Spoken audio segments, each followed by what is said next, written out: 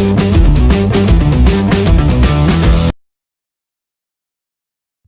lupa tekan tombol subscribe dan tombol lonceng untuk mendapatkan notifikasi video yang terbaru.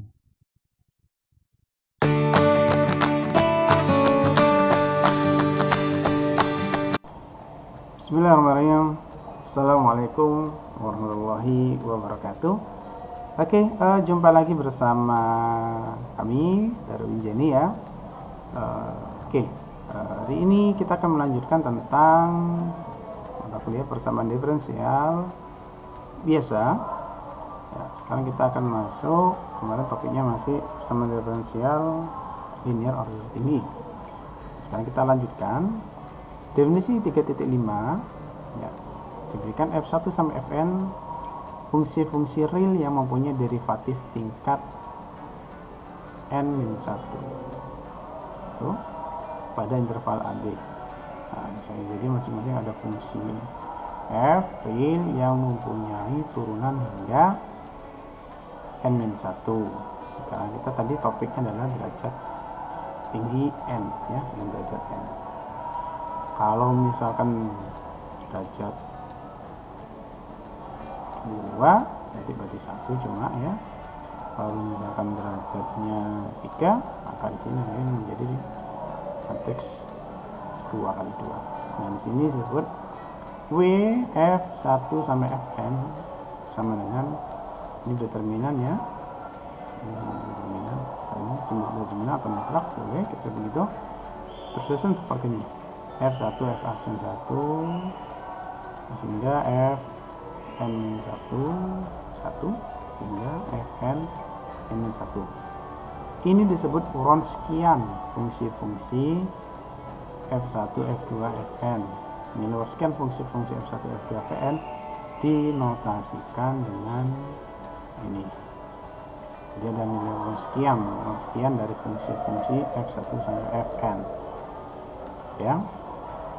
Sebenarnya mirip seperti determinan, tapi kita lihat dulu. Kita lanjutkan ke determinannya ya. Solusi-solusi F1, F2, Fn dari persamaan diferensial 3.11 bebas linear pada interval AB jika dan hanya jika W-nya tidak 0 untuk suatu X elemen AB. Jadi kalau misalkan ada derajat 2 ya, PDL derajat 2, maka nanti akan ada 2F, F1 dan F2. Nah, kemudian jika nilai Wronskiannya dari F1 dan F2 itu tidak 0, maka PDL tersebut mempunyai solusi yang bebas linear. Ya, yang bebas linear. Untuk suatu X elemen AB. Jadi sama begitu. Kita ambil contoh yang tadi misalkan ya. Contoh yang tadi kan kita punya yang kemarin ya video yang sebelumnya itu kita punya solusi satunya. Nah, kalau lupa lihat video yang kemarin, nanti akan kita bagi linknya di deskripsi ya. Yang satu yaitu E pangkat 3x itu kan salah. Y2 itu E pangkat min 2x kan begitu masing-masing, sehingga ini kita punya turunannya ya. Tapi kita cukup cari turunan pertamanya ya. Turunan pertamanya berarti Y aksen 3E 3x. Ini turunan pertamanya adalah min 2E pangkat min 2x. Oke, sehingga nilai Wronskiannya adalah berarti E 3x 3 E 3x susunan seperti itu ke bawah begini. E min 2x min 2 E min 2x. Nah, kita cek nilai Wronskiannya adalah min determinan sama seperti determinan. Jadi kita kalikan min 2 ini jadinya E pangkat x gitu ya. Kemudian ini kalikan yang dikurangi 3 Y pangkat x juga. Di sini adalah min 5 Y pangkat x. Artinya nilai simbolnya ini harusnya kisah nulisnya Agak apa ya untuk baca. Harusnya masih begini F1 F2 dari situ Y1 Y2. Nah, kita hapus dulu kelihatan cantik sedikit ya, hapus ya. YW Y1 Y2 itu. Nah, ternyata tidak nol. Apa artinya di sini? Teorema menyatakan jika dia tidak nol dari persamaan diferensial, maka dia bebas linier. Artinya, kalau bebas linier, maka yang hanya bisa memenuhi supaya Y punya nol adalah cuma C1, C2 nya harus bernilai nol. Ya, nah, bebas linier. Nah, kalian lupa pada. Jadi dia mengakibatkan nilai Y nya 0 nanti. Dan ini kan nanti kan akan menjadi ini kombinasi linearnya sama dengan C1 E pangkat 3X ditambah C2 E pangkat min 2X. Oke. Nah, ini akan menjadi bebas linear. Ini bebas linear. Sebab kan gitu ya. Kenapa? Sebab hanya C1 dan C2 bernilai 0 yang mengakibatkan Dx-nya bernilai 0. Selain itu kita gak akan menemukan nilai C1 dan C2 yang mengakibatkan ini 0. Oke ya.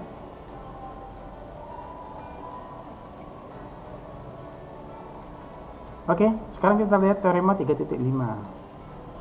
Jika F1, F2 sama Fn adalah n solusi pada interval AB, maka W F1, F2, Fn sama dengan 0 untuk setiap X elemen atau untuk setiap X elemen. Oke, atau ya, cuma salah satu saja. Jika F1, F2 adalah n solusi PDE homogen, maka Wronskian dari F1 sampai Fn bernilai 0 untuk setiap X elemen atau artinya boleh 0 boleh tidak. Nah, dia akan merupakan solusi. Ya. Bisa jadi 0 bisa jadi tidak. Hanya jika dia 0, nah ini ya, kalau Wronskiannya 0 maka di sini nanti jadinya kebalikannya, dia bergantung linier. Kalau dia tidak 0 maka bebas linier. Menggunakan situ.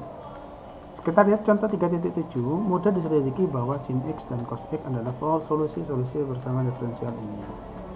Ini setiap. Jadi ada dua cara kan, berarti kita bisa mengeceknya dengan menggunakan yang awal tadi. Jadi ini kalau misalkan diandaikan solusinya, berarti kan contoh 3.7 ya, pembahasan contoh 3.7 ini. Berarti cara yang pertama kan kita menganggapnya Y1 X itu adalah bernilai sin X, kemudian Y2 Y2X bernilai cos X. Kemudian kita turunkan, kemudian kita substitusikan lagi. Nah, yang kita turunkan nanti adalah turunan kedua. Di soal ini adalah turunan keduanya ya. Jadi kita akan mencari X ini kan menjadi apa? Sin cos min sin X gitu. Kemudian turunan kedua dari Y2X cos min sin jadi min cos begitu. Nah, ini disubstitusikan lagi ke soal. Nah, jika dimenuhi maka merupakan solusi. Nanti kita cek ya supaya meyakinkan. Nanti kita cek. Ini kalau disubstitusikan min sin habis 0 ya. Ini 0 jelas ya. Dari ini akan kelihatan. Dan ini sama ini saja dijumlahkan. Oke, dengan cara ini. Cara yang pertama seperti ini. Nah, cara yang kedua, ya kalau fungsinya ini pendek. Nah, kalau misalkan panjang gitu ya. Wronskian membantu kita. Nah, cara yang kedua dengan menggunakan Wronskian. Itu kita tulis F1, Y1 ya sini, Y1, Y2. Sehingga kita cari turunan pertamanya saja. Sin X, turunannya cos X. Kemudian cos X, turunannya min sin X. Kita ada. Nah, ini kan ini min sin kuadrat X dikurangi cos kuadrat X, sehingga ini akan bernilai min 1, yaitu tidak kosong. Menurut teorema 3.5 dia mempunyai solusi, ya. Nah, ini. Maka yang solusi, dia merupakan solusi, maka logikanya akan mengatakan apa tidak. Begitu.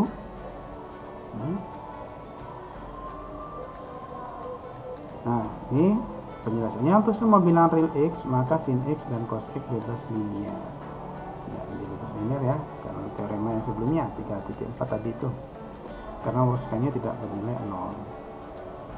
Solusi persamaan diferensial maka ada konstanta C1 C2, sehingga ini itu sudah bilang X jadi umumnya ini Y1 Y2 nya memenuhi, maka secara umum